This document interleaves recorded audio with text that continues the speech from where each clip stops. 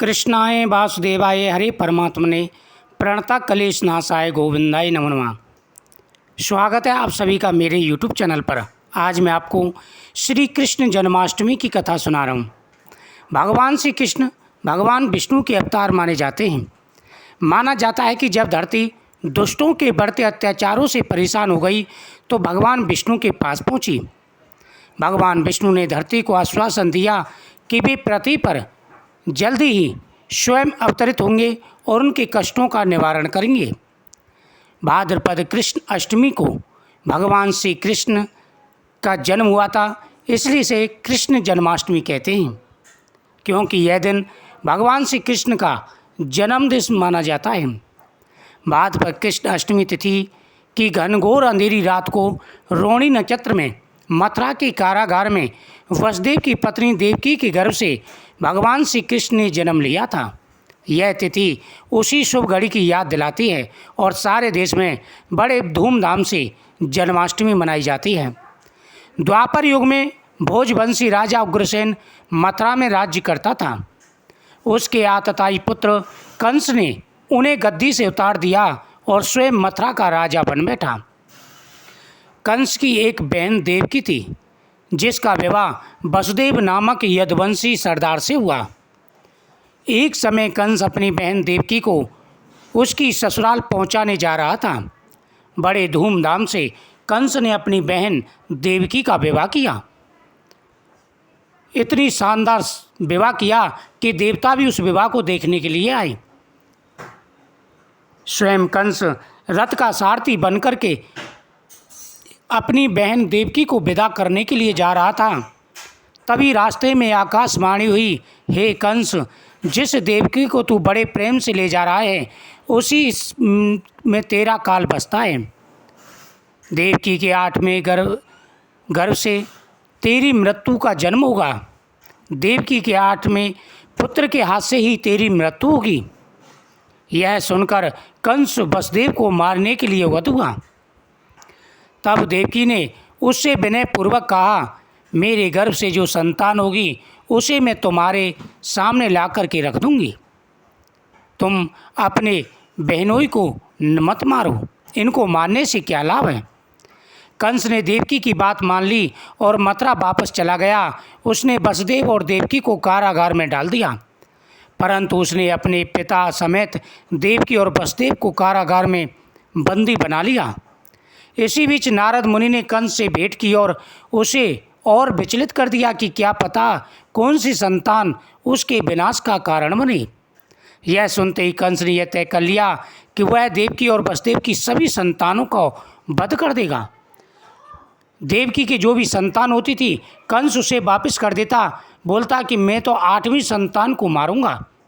देवऋषि नारद ने कहा, पता नहीं तुम्हारी काल कौन से संतान के रूप में जन्म ले। कंस ने तय कर लिया, मैं सभी संतानों का वध करूंगा। वसुदेव देवकी के एक एक करके 6 संतानों का कंस ने वध कर दिया। 7वें का जन्म लेते ही भगवान की योग माया ने उसे रोहिणी के गर्भ में स्थापित कर दिया, जो कि बलराम जी के रूप में जन्मे थे। इस प्रकार से अब 8वां बच्चा होने वाला था। कारागार में उन पर कड़े पहरे बैठा दिए गए। उसी समय नंद की पत्नी यशोदा को भी बच्चा होने वाला था। उन्होंने वसुदेव देवकी के दुखी जीवन को देख 8वें बच्चे की रक्षा का उपाय रचा। जिस समय वसुदेव देवकी को पुत्र पैदा हुआ उसी समय संयोग से यशोदा के गर्भ में एक कन्या का जन्म हुआ, जो और कोई नहीं स्वयं भगवान श्री कृष्ण की योग माया थी। जिस कोठरी में देवकी वसुदेव कहते उसमें अचानक प्रकाश हुआ और उनके सामने शंख चक्र गदा पद धारण किए चतुर्भुज भगवान प्रकट हुए। दोनों भगवान के चरणों में गिर पड़े। तब भगवान ने उनसे कहा, अब मैं पुनः नवजात शिशु का रूप धारण करने जा रहा हूँ। गोकुल मंडप के मुखिया नंद और उनकी पत्नी यशोदा भी उनके कष्ट से बहुत दुखी थे। देवकी और वसुदेव के 7वें पुत्र को वासुदेव की दूसरी पत्नी रोहिणी के गर्भ में स्थानांतरित किया गया था। यह भी भगवान विष्णु की माया थी। रोहिणी नंद और यशोदा के साथ ही वृंदावन में रहती थी। उस बच्चे को बाद में बलराम के नाम से जाना जाने लगा। बलराम को शेषनाग का अवतार माना जाता है। उधर वृंदावन में यशोदा भी गर्व से थीं। तुम मुझे इसी समय अपने मित्र नंद जी के घर वृंदावन में पहुंचाओ, उनके यहाँ जो कन्या जन्मी है उसे लाकर के कंस के हवाले कर दूँ। भगवान ने वसुदेव जी को यह आज्ञा दी। इस समय वातावरण अनुकूल नहीं, फिर भी तुम चिंता ना करो। जागते हुए पहरेदार सो जाएंगे, कारागार के फाटक अपने आप खुल जाएंगे, उपंती अतः जमुना तुमको अपने आप मार्ग दे देगी। उसी समय वसुदेव नवजात शिशु रूप श्री कृष्ण को सूप में रखकर कारागार से निकल पड़े और अतः जमुना को पार कर नंद जी के घर पहुंच गए। वसुदेव ने वैसा ही किया जैसा उन्हें भगवान विष्णु ने करने को कहा था।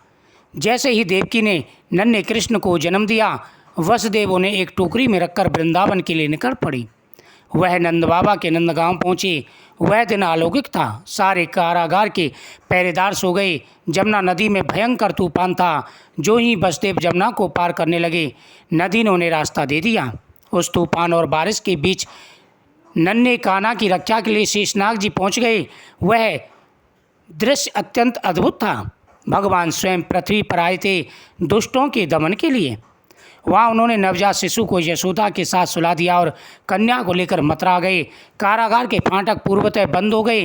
अब कंस को सूचना मिली कि वसुदेव देवकी को बच्चा हुआ है। उसने बंदी गृह में जाकर देवकी के हाथ से नवजात कन्या को छीनकर पृथ्वी पटक दे मारा, परंतु वह कन्या आकाश में उड़ गई और वहाँ से कहा, अरे मूर्ख, मुझे मारने से क्या होगा? तुझे मारने वाला तो वृंदावन में जा पहुँचा है, वह जल्दी तुझे तेरे पापों का दंड देगा। तेरा अंत समीप है। यह सुन कंस को बहुत गुस्सा आया। उसने वृंदावन के सभी नवजात बच्चों को मारने के लिए कई दैत्य भेजे। वृंदावन में उसके अत्याचारों से अछूता न रहा। कृष्ण के वध के लिए कंस ने पूतना राक्षसी को भेजा। पूतना ने एक सुंदर स्त्री का रूप धारण कर लिया। वह कृष्ण को गोद में लेकर घर से थोड़ी दूर निकल गई। जैसे उसने नन्हे कान्हा को स्तनपान कराया, वह दर्द से कराने लगी, बचाओ बचाओ चीखने लगी। तब तक गांव वाले वहाँ पहुँचे। पूतना का वध हो चुका था। इस प्रकार से भगवान श्री कृष्ण ने कंस के सारे दैत्यों को मार दिया। वृंदावन की सभी औरतें मक्खन को कृष्ण और उनके सखाओं के डर से छुपा कर रखती थी, परंतु वो भी कम वहाँ भगवान श्री कृष्ण पहुँच जाते और मक्खन की हांडी को ढूंढी लेते थे। सारा वृंदावन कृष्ण की माया में डूबा था। हर कोई प्रेम और सुख से जीवन व्यतीत कर रहा था। भगवान श्री कृष्ण ने बालक रूप में कई लीलाएं रची, बड़े बड़े दैत्यों और दानवों का वध किया। भगवान कृष्ण ने 16 वर्ष की आयु में कंस का भी वध कर दिया। उनके पिता और अपने नाना उग्रसेन को मथुरा का पुनः राजा घोषित कर दिया। भगवान श्री कृष्ण ने अनेकों लीलाएं की। कालियानाग को नाथा, कंस का वध किया तथा महाभारत युद्ध में भी अहम भूमिका निभाई। पुनः धर्म की स्थापना की और अधर्म का पूरी तरह से नाश कर दिया। भगवान श्री कृष्ण की इस कथाओं का श्रवण करने से व्यक्ति की सभी मनोकामनाएं पूरी हो जाती हैं। यह दिन बड़ा ही पवित्र दिन है। इस दिन पूर्ण कलाओं से भगवान श्री विष्णु ने कृष्ण भगवान के रूप में अवतार लिया था। वैसे कृष्ण भगवान गोलोक धाम में रहते हैं। जो व्यक्ति भगवान कृष्ण की पूजा करते हैं, मोरपंख बांसुरी अर्पण करते हैं, घर में मोरपंख बांसुरी रखते हैं, भगवान का अभिषेक करते हैं, उनकी प्रत्येक मनोकामना पूरी हो जाती है। भगवान प्रसन्न होकर के सभी की मनोकामना पूरी करते हैं। इस कथा को ज़्यादा से ज़्यादा शेयर करें और पूरे दिन इस कथा का श्रवण करें। भगवान आपकी हर मनोकामना पूरी करेंगे। ओम नमो भगवते वासुदेवाय नमः। जय श्री कृष्ण।